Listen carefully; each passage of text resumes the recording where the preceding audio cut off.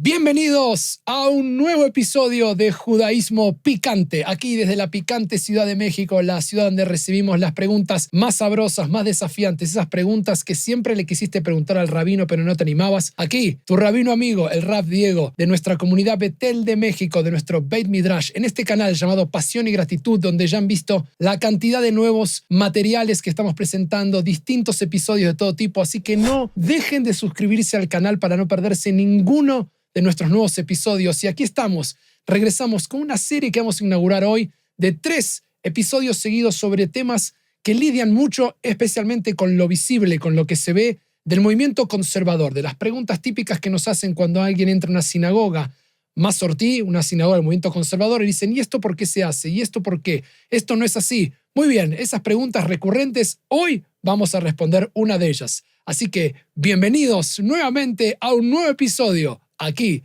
de Judaísmo Picante.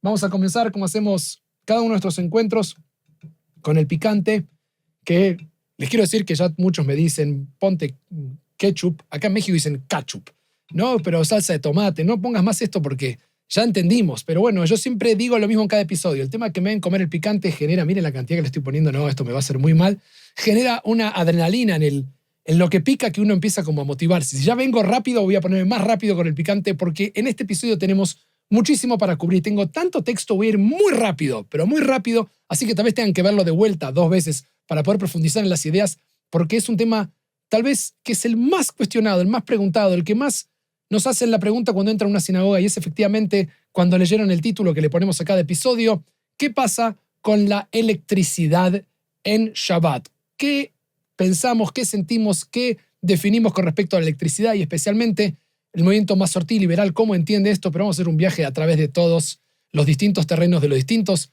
campos, porque hay rabinos ortodoxos que han escrito sobre esto, hay rabinos conservadores que también, y hay distintos rabinos que han tratado de responder a esta pregunta sobre un fenómeno muy nuevo. Antes de responder esta pregunta, me como el totopo y ustedes pueden dejar en los comentarios o ir pensando y dejarme también esos comentarios. ¿Qué creen que tiene la electricidad? ¿Por qué es tan complicado? ¿Saben que existe todo un tema sobre electricidad en Shabbat y algunas posiciones con respecto a eso? ¿Y por qué? ¿Qué se imaginan? ¿Qué podría tener? Mientras piensan eso, yo me como el totopo y, como siempre digo, en aras de la educación, que los cielos me protejan del picante.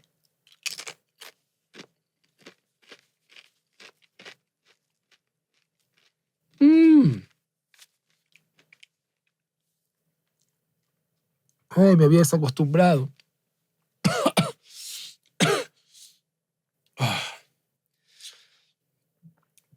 Carolina Bulafia, nuestra productora, con quien creamos todo esto, ¿por qué se nos ocurrió Judaísmo Picante? ¿Por qué no le pusimos otro nombre? ¿Entienden lo que me está picando en este momento? Empiezo a transpirar.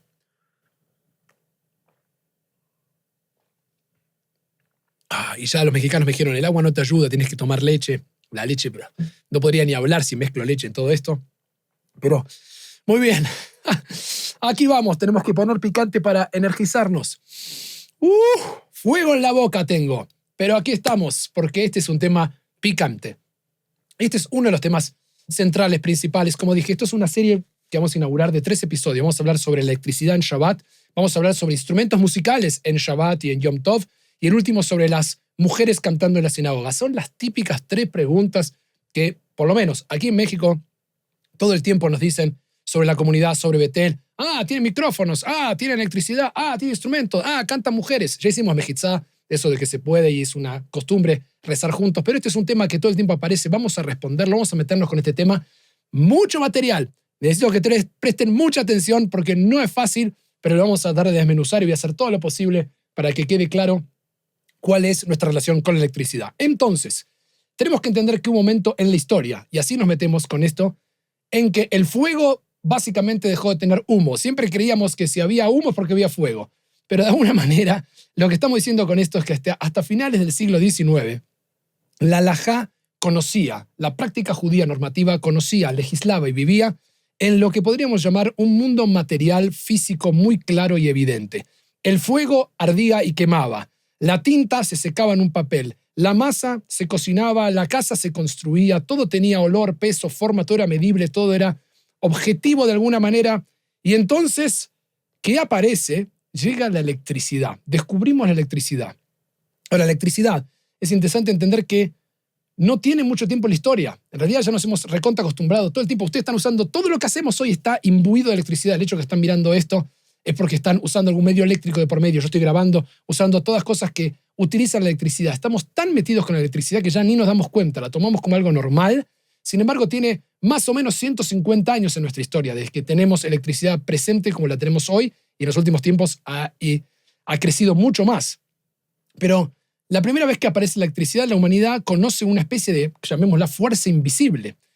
No hay llama, no hay humo, no hay ceniza. Es una energía que puede encender la noche, puede mover motores, puede grabar voces y también, por supuesto, puede desafiar toda la arquitectura alágica conocida hasta ese momento sobre nuestra tradición. Imaginemos que Thomas Edison patenta la bombilla eléctrica en 1879 y el mundo entra literalmente en una nueva era.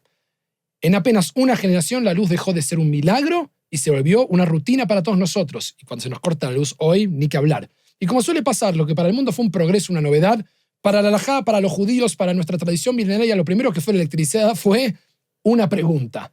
Es decir, ¿se puede esto? ¿Qué se hace con esto? ¿Qué es esto? ¿Qué pasa con la electricidad? ¿Dónde empezamos por algún lado? Vamos a la Torá. La fuente de la Torá dice en Éxodo capítulo 35, versículo 3, no encenderás fuego en ninguna de tus moradas en el día de Shabbat. Ok, la pregunta ahora es si al encender fuego, cuando enciendo una bombilla, estoy encendiendo fuego. Es parecido a eso, es algo que ilumina, es algo que para los rabinos esto tenía algo que era muy parecido a lo que hacía un fuego. Cuando yo enciendo un fuego se prende y puedo ver, y esto prende algo y ahora puedo iluminar. Y entonces la pregunta primaria fue, ¿estoy lidiando con fuego o no? ¿Es como un fuego? Entonces tuvimos que lidiar con este primer desafío, con algo que no sabemos cómo resolver, y así nació esta nueva era en la halajá, el campo de la electricidad. Con ella, uno de los debates más largos, más sutiles, más reveladores de toda la historia rabínica en la modernidad, porque detrás de esa bombilla no hay tan solo un circuito, hay una tensión latente entre tradición y ciencia, entre un miedo a que estamos haciendo algo, una comprensión de lo que es, a la literalidad de lo que vemos, al propósito detrás. Y justamente vamos a ver que este episodio, quiero decir en claro, no va a ser sobre tecnología. Yo no soy un especialista en física, ni en química, ni en todas esas cosas. Es sobre cómo pensamos, y quiero que tengan esta idea, cómo pensamos lo que es Kedushá, lo sagrado, la santidad en el siglo XXI. Porque la electricidad no solo enciende a una ciudad, también hace una pregunta que es eterna. ¿Qué hace que un acto sea sagrado o no? Y cuando encendemos una luz en Shabbat, ¿estamos realmente transgrediendo un mandamiento o estamos revelando el sentido tal vez de algo más profundo con lo que respecta al Shabbat y el día de descanso? Esa es la pregunta que nos va a guiar y eso es lo que vamos a tratar de responder. Como dije, tengo mucho material, ya miro el tiempo, 8 minutos voy según mi reloj de arriba, así que ya empiezo a transpirar con todo lo que tengo que compartir porque no saben la cantidad que hay. Pero vamos a empezar por algún lado. Necesito compartirles algo y prometo no ser tan tedioso, pero es necesario que lo podamos tener para poder discutir, que es el marco halágico, el lenguaje que vamos a utilizar para pensar estas ideas. ¿Por qué? Porque lo que tenemos con la electricidad, con lo que tenemos con toda la halajá generalmente, es que tenemos categorías muy antiguas, conceptos categóricos del mundo que son muy antiguos, que tienen miles de años. Así está pensada la halajá, la forma en que caminamos del aleje de los judíos en el mundo, y de golpe aparecen cosas que no teníamos contempladas y tenemos que aplicar categorías antiguas a fenómenos muy modernos o cosas nuevas. Ese es el juego continuo que hacen los rabinos, los poskim, los especialistas en halajá. No es mi caso, yo les comparto responsas, aprendo de maestros que se dedican a esto, pero la idea es que uno tiene que pensar qué valor dentro de la tradición tiene de alguna manera una forma de conectar esto con la tradición ancestral judía y cómo responde a este nuevo fenómeno algo que aparece. Ya hemos visto muchos casos de estos en judaísmo picante, donación de órganos, hemos visto muchas de esas cosas que antes, digamos, subrogación de vientre, casos que no los teníamos de alguna manera escritos en la halajá antigua, pero tenemos que aplicar conceptos antiguos a nuevas realidades. Entonces vamos a meternos en los conceptos que tenemos para ver cómo los rabinos fueron pensando esta nueva realidad y cómo decir si esto se podía o no, si estaba permitido o no. Entonces, lo que tenemos que entender es un concepto primero y principal que se llama melajá. ¿Qué es melajá? Es algo que está prohibido hacer en Shabbat. Y la traducción generalmente es como trabajo, pero no es trabajo en términos de algo, un esfuerzo físico o algo que me cansa. Melajá, como lo entendemos de la tradición judía, es un acto creativo que transforma la realidad del mundo. Es algo que hacemos y que transforma el mundo e incluso lo puede transformar de manera permanente. Puedo hacer algo que queda más allá del tiempo en que lo estoy haciendo, y eso es lo que se prohíbe en Shabbat, se prohíbe en las melajot. La Torah lo dice, vamos a hacer 6 días, vamos justamente a trabajar, y hay un día que no se puede hacer ninguna melajá. ¿Qué va a hacer el Talmud? El Talmud va a decir, bueno, ¿cuáles son las melajot que hay? ¿Dónde las saca? ¿Dónde están? Y lo que va a hacer es tomar de la construcción del tabernáculo móvil, del Mishkan, de lo que era el templo que se construía en el desierto, aparece que se menciona el Shabbat, aparece el tabernáculo en el medio y todo lo que se necesita hacer para su construcción, y de vuelta dice la Torah, y vas a cuidar Shabbat. Entonces, como tengo un sándwich, Shabbat, templo, Shabbat, los rabinos van a interpretar y decir, ok, todo lo que se utiliza para construir el Mishkan, que está en el medio de este sándwich de Shabbat, que es lo del medio, de ahí van a salir todas las prohibiciones, todas las melajot y todos los derivados que los rabinos van a hacer de lo que no se puede hacer en Shabbat, de ese momento, de esa situación. Y la idea justamente es que se derivan de ahí lo que llaman las 39 categorías de actos creativos que se usaron para crear el Mishkan. Y la Mishnah, que es la primera obra de los rabinos, va a dedicarse justamente a explicar esto, va a desglosar una por una. No las voy a nombrar todas, pero va a explicar que está prohibido sembrar, cosechar, amasar, hornear, tejer, escribir, borrar, todo lo que no se puede hacer. Entre ellas hay 3 que son las más importantes que quiero que retengan, y necesito que entendamos todo esto, si no, no se puede discutir. Hay 3 que son las que van a usar nuestros poskim, los primeros, para tratar de lidiar con el tema de la electricidad. Una de ellas es mavir, que es encender fuego. La segunda es boné, que es construir algo, cosas que están prohibidas en Shabbat. Y la tercera se llama makebe patish, que literalmente es como el golpe de martillo, pero se refiere a hacer una acción que concluye una obra, que es como algo que le pone como el martillo que le pega al clavo y listo, y queda agarrado. Están prohibidas estas cosas en Shabbat, entre otras más, pero estas 3 son las que van a utilizar nuestros primeros rabinos al tener que lidiar con este fenómeno que no conocían y tuvieron que explicar. Todas las preguntas que vamos a ver para clarificar la electricidad, este nuevo fenómeno, van a pasar por estas 3 puertas. Además de estas categorías, existen muchas otras, pero créanme, no quiero confundirlos con tanta información y van a ir apareciendo a medida que vaya desglosando algunas ideas, pero para entender lo mínimo necesario y respetar el tiempo de este episodio, voy a sumar un concepto más a estas 3 que ya dije y que quiero que lo entiendan ahora porque lo vamos a retomar. Como dije, estos son episodios que uno puede escuchar más de una vez para ir desglosando y entendiendo la idea. Y ese concepto se llama Shvut. ¿Qué es Shvut? Shvut no es algo que se prohíbe de alguna manera. Shvut quiere decir descanso, literalmente, pero es otra cosa. Es una prohibición de carácter ya rabínico, establecida posteriormente por los rabinos, no porque haya una melajá, una transgresión, sino para proteger el carácter y la santidad del día. Un ejemplo clásico de Shvut, y que muchos a veces no conocen, es el tema del dinero en Shabbat. No es que no se puede tocar dinero en Shabbat, es que no está en el espíritu, la atmósfera de Shabbat estar negociando o haciendo cosas con dinero. Y, por ejemplo, el dinero es el típico caso. Entonces, Shvut no prohíbe hacer algo, sino lo que trata de hacer es convertir el Shabbat en que no sea un día cualquiera. Entonces voy a hacerlo diferente, voy a hacer algo distinto. Es un principio que se llama Uvdim de Hol, que es hacer algo que sea diferente a lo que hago el resto de los días de la semana, porque si lo hago me saca del espíritu de Shabbat. Yo todos los días hago algo, en Shabbat lo repito, me saca de ese espíritu. Entonces la búsqueda es también tener algo que lo distinga y que lo haga diferente. Entonces, para entender en términos generales, lo que tenemos son las melajot, o una melajat de oraita, que quiere decir oraita, quiere decir luz, viene de la Torah. Es una acción creativa que está prohibida por la Torah. Hay otras que son derivadas de estas, que son acciones creativas que los rabinos van a traer y que también están prohibidas en Shabbat. Y la última que trajimos es Shvut, que Shvut es una, llamémosla, una prohibición ambiental, o sea, algo para proteger el carácter espiritual del día. Muy bien, con estas herramientas nos metemos ahora en los primeros rabinos que trataron de responder qué hacemos con este fenómeno, cómo lidiamos, cómo resolvemos. Y entonces, todo comienza. La primera voz de un rabino que lidia con la electricidad es el Rab Isaac Shmelkes. Si Edison presenta la bombilla en 1879, el año en que Shmelkes escribe su respuesta es 1889. Impresionante. 10 años después, la primera respuesta seria que dice, oye, ¿qué es este tema? ¿Qué hacemos con esto? Piensen que la electricidad fue evolucionando. Las primeras cosas eran como muy de laboratorio. O sea, recién había nacido todo este tema. Los rabinos todavía discutían, digamos, si una cerilla encendida antes de Shabbat podía seguir ardiendo durante el día sagrado. O sea, estaban en otra conversación. Entonces, Shmelkes escribe la primera teshuvá sobre la electricidad en la historia judía. Y su texto aparece en Su obra se llama Beit Yitzhak, cuando comenta sobre Yoreh De'ah, que es el tratado que habla sobre justamente la práctica judía tomada de la tradición halágica desde el Tur y el Shulchan Aruch, y ahí introduce una idea completamente nueva. Shmelkes dice, aun cuando no hay una llama visible, el hecho de crear un flujo eléctrico que produce luz o calor, porque recuerde que la bombilla no hay las de LED, pero las que tenemos, y algunas sí lo hacen, generan calor. Y dijo, bueno, esto si tiene calor puedo poner algo y cocinar arriba. Ilumina, esto es como un fuego, tiene la misma categoría. Si bien puede hacer estas cosas, dice, puede considerarse Molit Davar Hadash. Un nuevo concepto que él trae es la creación de algo nuevo. En otras palabras, lo que está diciendo es que si bien la bombilla no tiene fuego, genera algo que antes no existía. Y crear algo nuevo en Shabbat, aunque no sea fuego, algo que se prende, él dice, puede ser prohibido.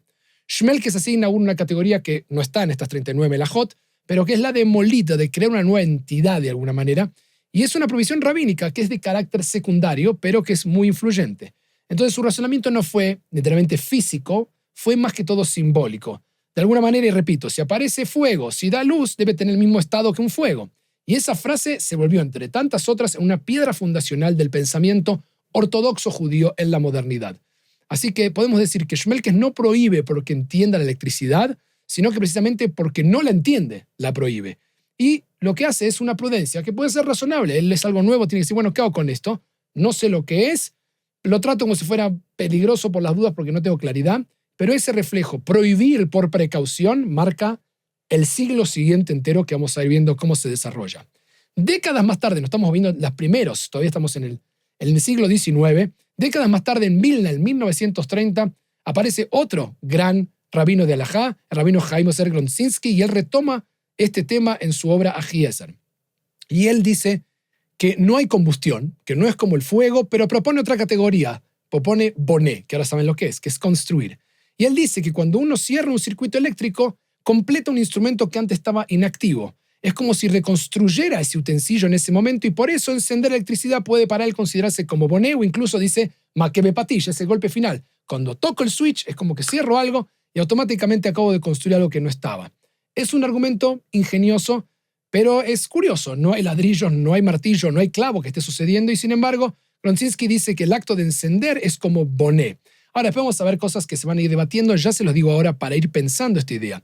Un switch de luz que tenemos, ¿está hecho para ser construido o tal vez puede pensarse como una silla que se pliega porque está hecho para que 100 veces o 100 veces uno haga tac, tac, tac, tac, tac? Cuando uno toca un switch no está construyendo algo, está hecho pensado para que uno lo pueda hacer repetidas veces, como que uno agarra una silla, dije plegable, la abre, la cierra, la abre, la cierra. ¿Cuál es la lógica detrás de todo esto? Y digo esto porque vamos a ir viendo y de a poco quiero ir metiendo aquí cómo vamos pensando estas ideas. Entonces, de esta manera la electricidad deja de ser ahora un fenómeno físico, se convierte en un acto también metafórico, el acto de revivir algo, de revivir como un circuito que se va activando. El tercero y último vamos a poner en esta primera parte de la historia es un gran rabino, es el rabino Abraham Yeshaya Karelitz, también conocido como el famosísimo Hazon Ish. Y aquí ya estamos en Bnei Brak, ya nos hemos movido de otras regiones del mundo, estamos en 1950 y el Hazon Ish escribe su comentario en Orach Chaim 59 y él dice que quien activa un aparato eléctrico realiza boné, construcción, porque restablece el flujo y pone en funcionamiento un sistema que estaba desactivado, nueva misma lógica que seguimos de antes de Gronczynski. Esto es como construir un utensilio. Por lo tanto, el Hazon Ish no duda ni explica básicamente algo, lo que hace es declara. Ya no va a discutir ni física ni propósito, va a transformar esto que era algo de una analogía en una norma. Desde ese momento, la electricidad queda prohibida para él por definición, no porque sea fuego, no porque sea una construcción literal, ya casi ni le importa, sino porque es encender algo y es como construir algo nuevo. Y a partir de él, los poskim dejan de preguntarse qué es la electricidad y comienzan a preguntar, bueno, ¿cómo la evitamos entonces? Y la pregunta científica originaria de alguna manera desaparece y va a ganar la interpretación. Ahora, habiendo hecho esta primera parte para entender cómo nos vamos moviendo de la aparición y el siglo XIX, todavía no entramos hasta lo que va a ser el desarrollo de todo esto, entra en este momento en la historia tal vez uno de los rabinos más grandes con respecto a esto y que va a ser el que le hace la atención al Hazon Ish. Y va a ser que su posición, su lectura, su entendimiento es fascinante, sienta las bases para todo lo que podemos construir sobre él. ¿De quién estoy hablando? Del año 1935, cuando Jerusalén empieza a ver que las calles de piedra se iluminan todavía con lámparas de gas, pero en algunos hogares comienzan a aparecer cables, bombillas y ventiladores. Y ahí la electricidad ya no es una rareza, comienza a ser parte de la vida. En ese lugar, en una pequeña y modesta casa en Sharei Gesed, un joven rabino de 25 años publica un libro que cambia el debate halájico para siempre sobre la electricidad. ¿Quién es? Es el Rav Shlomo Zalman Auerbach. Su libro, Meorei Esh, literalmente las luces de fuego. Por primera vez, un rabino ortodoxo no escribe sobre electricidad desde el miedo, sino desde la ciencia. Auerbach realiza realmente un trabajo impresionante. Consulta ingenieros, estudia física, analiza circuitos y llega a una conclusión asombrosa. Dice, la electricidad, señores, no es fuego. No construye ni crea. El paso de la corriente eléctrica no crea una nueva entidad, no crea un davar hadash, dice. No realiza una construcción, no construye algo. Solo se activa un proceso natural de flujo de energía, dice.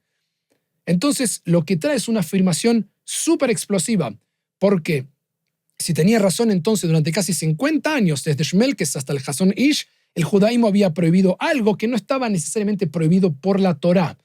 Auerbach, de todas maneras, no es un revolucionario político. No quiere derribar muros, quiere proteger las almas y sabía que permitir la electricidad podría llegar a ser una revolución que la sociedad religiosa en términos generales no podía sostener. Por eso, ¿qué hace Auerbach? Hace algo que es tremendamente paradójico. Reconoce que la electricidad no es melajá, pero la prohíbe igual. Auerbach nos diría que no hay ningún problema con la electricidad. Él diría, ¿cuál es el problema? ¿Quieren saber cuál es el problema de la electricidad? Ninguno nos diría. Porque es como el agua, básicamente. Es como algo que está. Es como una canilla que yo abro y fluye el agua. El agua no tiene un problema. Hago fluir el agua. El tema es que si yo hago fluir el agua y ese agua se mueve y toca un molino, que eso realiza de alguna cosa, una actividad, que ese molino está picando granos en otro lado, ahí tengo un problema. Lo que hice fue usar una herramienta que no tiene nada de malo como el agua, pero usé la fuerza del agua para hacer un movimiento que genera algo que está prohibido, como picar granos en Shabbat. Lo mismo, dice él, para que lo entiendan, es lo que pasa con la electricidad. La electricidad no tiene ningún problema, no hay nada de malo con la electricidad. No hace nada, es como el agua. El problema es qué hacemos con la electricidad. Auerbach es lo que descubre y lo que establece y lo que define es eso. Y ese va a ser el gran tema, porque esto abre justamente toda la llave para esta discusión de una vez por todas. Entonces dice, justamente, el tema no es la ley, es la atmósfera. Él creía que no era un tema técnico, era un tema espiritual. Si la gente empieza a prender y apagar luces, usar ventiladores, usar radios o teléfonos, el Shabbat va a perder su esencia de pausa y sacralidad, porque no es un tema de que estoy usando electricidad, porque no tiene nada de malo, dice Auerbach. El tema es qué estoy haciendo con eso. Quiero que se entienda esa idea, la electricidad no es mala, no es que está prohibido el fenómeno natural físico de la electricidad. Lo que se empieza a prohibir, lo que empieza a complicar, lo que empieza a asustar, es qué hacemos con esto. Como dije con el ejemplo del agua, lo puedo usar para hacer algo que está prohibido, y la electricidad lo mismo, puedo usar la electricidad para hacer algo que me saca del espíritu de Shabbat. Pero no es que la electricidad es el problema en sí mismo, y le demos a Auerbach ese trabajo y esa investigación. Así que él decidió mantener la prohibición como si fuera lo que se llama el siak, la Torá, un cerco. Él prohíbe esto, justamente una cerca protectora, pero no con una prohibición bíblica. Dice, pongamos esto porque si abrimos esto es una caja de Pandora. Van a empezar a usar la electricidad todos y van a terminar transgrediendo todos. No hay ningún problema, diría Auerbach, pero tiene todo el potencial de generar muchos problemas. Así que, de esa manera, la electricidad no estaba prohibida por la Torá, sino tal vez por el amor al Shabbat. Y Auerbach se explica con esa sutileza. Aunque en teoría uno podría usar aparatos que no generen fuego ni construyan nada, en la práctica el pueblo no sabría distinguir entre lo permitido y lo prohibido. Se empezarían a complicar y una vez que se abre esa puerta, se va a diluir la atmósfera del día sagrado y por eso prefirió no liberar. Y esa prudencia, aunque intelectualmente es moderna y es clara, consolidó la tradición ortodoxa hasta el día de hoy. O sea, ¿por qué la ortodoxia hoy de alguna manera tiene todo este tema tabú de la electricidad, electricidad, electricidad? Es porque lidia con esta idea de Auerbach. Es como que no lo hagamos, no pasa nada, pero hay que saber que no pasa nada, pero tiene ese potencial. El tema es cómo uno decide relacionarse con eso. Claramente esto es una distinción muy evidente, y dije mucho la palabra ortodoxia, porque el mundo ortodoxo distingue claramente esto como el fenómeno principal que lo separa de otros movimientos. Han decidido seguir esta línea de Auerbach y en gran parte, casi todos dicen, esto es asur, está prohibido, la electricidad no se puede, pero ahora podemos entender por qué. No porque sea mala, sino porque tiene mucho potencial de llevarnos a la transgresión. A mediados del siglo XX ya el mundo judío está totalmente electrificado. Las sinagogas empiezan a aparecer micrófonos, generalmente las sinagogas liberales o masortí o conservadoras y reformistas, pero también los hogares todos tienen refrigeradores que se usan durante Shabbat, es decir, usamos electricidad todo el tiempo. La gente no es que utiliza electricidad. No es que directamente hace algo, pero la está utilizando, la electricidad continuamente. Y las ciudades enteras ya se empiezan a iluminar sin velas. La halajá igual seguía funcionando con estas categorías que estamos viendo en el siglo XIX. Y ahí el grupo de rabinos que empieza a repensar esto, dentro de todo eso es el movimiento Masorti, el movimiento conservador. Empieza a volver a las fuentes, empieza a volver con la ciencia en la mano y decir, a ver, ¿qué estamos lidiando? El objetivo no era flexibilizar la ley, el objetivo no es hacer algo así medio lavado, sino por el contrario, decir, vamos con honestidad intelectual a ver qué está pasando esto, qué estamos prohibiendo, vamos a devolverle coherencia al tema. Hay 3 rabinos esencialmente que no voy a desglosar porque quiero enfocarme en el último que ya es de nuestro tiempo, pero que son los que van a empezar a escribir sobre esto. El primero es Louis Epstein, está también el rabino Boaz Cohen, el famoso Isaac Klein, que tengo aquí, su guía práctica que siempre está cercana y es una guía práctica que el movimiento Masorti utilizamos. El Rav Klein fue un gran rabino. Todos ellos van a seguir expandiendo y siguiendo con esta idea de Auerbach. Van a decir, Auerbach ha demostrado justamente, señores, que esto no es Mavir, que no hay fuego, que no es Boné, que no hay construcción, que no es Molid, que no hay creación. Y si no hay melajá, entonces van a preguntarse, es una pregunta espiritual esta, no es una pregunta de carácter legal alágico. Entonces la pregunta no es qué está prohibido, sino qué preserva, como dije al principio, el sentido de la santidad del Shabbat. Esta va a ser la línea que van a ir siguiendo. Y el que finalmente hace la mayor contribución en el último tiempo, en el siglo XXI, porque todos estos rabinos van a ir comentando estas ideas, pero quien se toma el trabajo de sentarse del movimiento conservador a decir, ok, voy a sentarme una vez más a tratar de analizar esto lo máximo que puedo en el siglo XXI, donde ya no discutimos ni siquiera cables ni filamentos incandescentes. Hoy discutimos sensores que detectan cuando caminamos y que se prenden. Y hay rabinos que dicen, en realidad hay que verlo al revés, está siempre prendido, solo que se activa cuando pasas, pero no es que tú lo enciendes. Pero tenemos tantos temas con cada uno de estos derivados que son infinitos, pantallas, que son táctiles incluso, grabaciones, transmisiones, y ni que hablar que estamos entrando en el campo de la inteligencia artificial, que está todo el mundo hablando de eso y que se ha desarrollado mucho más. La electricidad hoy está, pero no encuentro manera de casi de evitarla. La pregunta, incluso tenemos artefactos en casa que reproducen música que les ponemos a hablar, ¿no? Tenemos el famoso Alexa de Amazon, que le pedimos cosas y responde. O sea, estamos como un micrófono que nos escucha todo el día. Estamos totalmente imbuidos, aunque queremos evitarlo. Tenemos elevadores, como dice aquí, o ascensores. No hay manera casi de escapar a la electricidad. No hay forma en los aeropuertos en todo el tiempo. Estamos totalmente rodeados de este tema. La electricidad ya deja de ser una fuerza misteriosa para nosotros y se convierte de una manera en el tejido de la vida moderna. Si están viendo, estamos todo el tiempo, nuevamente, el hecho de que me están escuchando es porque estamos usando electricidad de por medio. Y la pregunta vuelve con toda su fuerza. ¿Qué significa entonces descansar? ¿Qué significa todo esto que nos rodea cuando estamos todo encendido como descanso? Daniel Nevis, como dije, es el rabino quien se toma el trabajo el año 2012 de sentarse una vez más. Él es miembro del Comité de Jewish Law and Standards, es decir, el comité que establece prácticas del movimiento conservador y explica la respuesta tal vez más completa del movimiento conservador. Se llama The Use of Electrical and Electronic Devices on Shabbat, el uso de electricidad y artefactos electrónicos en Shabbat. Es un texto monumental. Créanme que me llevó mucho leer para tratar de compaginar y unir todo esto para que quede en un episodio para que se pueda responder. Tiene más de 90 páginas donde él va por el análisis alágico, científico, filosófico. Su conclusión es clara y directa, sustentada en Auerbach y en sus rabinos anteriores, como dije, de Boaz, Klein y los que estamos, y Epstein, como va construyendo. No es que hace un hidush en esto, pero lo trata de poner, hidush es una novedad, sino que trata de actualizarlo y traerlo al día. Trae una novedad, que la vamos a ver, pero básicamente no va a decir algo mucho más nuevo. Va a decir, de alguna manera, que no hay ninguna de las categorías bíblicas aplicadas que la ortodoxia tiene como justificación para este tema de la prohibición.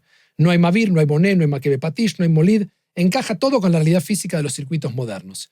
Y él cita con honestidad, justamente, que las prohibiciones de electricidad se mantuvieron más por un consenso de uniformidad social, por temor que por una precisión minuciosa alágica. Y él dice, las precauciones de los primeros rabinos, de fuego, calor, chispas, ya no se aplican. Entonces la mayoría de las restricciones derivan del deseo de uniformidad más que, como dice en inglés, the letter of the law, que la letra de la ley, de lo que dice el texto literal. Y ahí él va a distinguir nuevamente entre estos conceptos que explicamos y por eso era importante entender entre melajá y shvut. Nevis dice aquí que la clave es entender que melajá, que era esta prohibición creativa, no es lo mismo que shvut, que esto que hacemos, que es una práctica rabínica de carácter secundaria para mantener el espíritu del día. Una melajá, por ejemplo, es un acto creativo, como dijimos, prohibido por la Torá, nuevamente encender fuego, cocinar, escribir, construir, y todo eso, dice, le está prohibido, ya sea de forma análoga o que uses un medio digital o de un medio electrónico para hacerlo. Eso no se puede, pero Shvut, que es una prohibición de atmósfera secundaria, dice, para preservar la atmósfera de Shabbat, puede expandir y abrir un campo enorme que nos permite repensar estas ideas. Nuevamente, como dijimos, Nevis aplica esta estructura al mundo moderno. Y él dice que usar la electricidad no es una melajá, pero puede caer bajo la categoría de Shvut, dependiendo del contexto y del propósito. Puede ser utilizada para el bien en lugar del mal, usando una manera para crear una atmósfera mejor.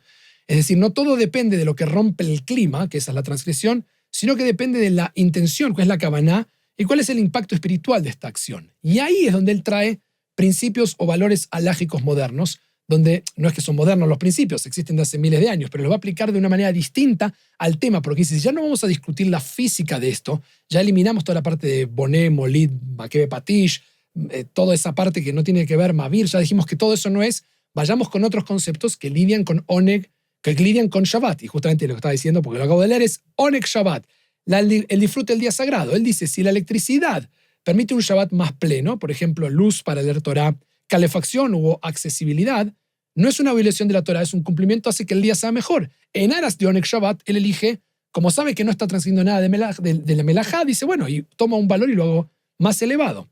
Otro concepto que trae es Kvod Avriot, que esto es un valor enorme, que es la dignidad humana. Si una persona necesita un elevador o un ascensor, un audífono o un micrófono para participar con dignidad, la halajá no solo lo permite, se lo exigiría para que pueda participar, dar la dignidad de eso. Y otro concepto que él trae es Simchat Mitzvah, la alegría que acompaña al cumplimiento espiritual. Y él dice, un instrumento musical, es el que es el próximo que se viene judío picante, o un sistema de sonido puede elevar la tefilá, no degradarla. Lo que importa no es el objeto, porque ya estamos viendo por 500 veces que digo lo mismo, el tema no es la electricidad, es qué hacemos con eso.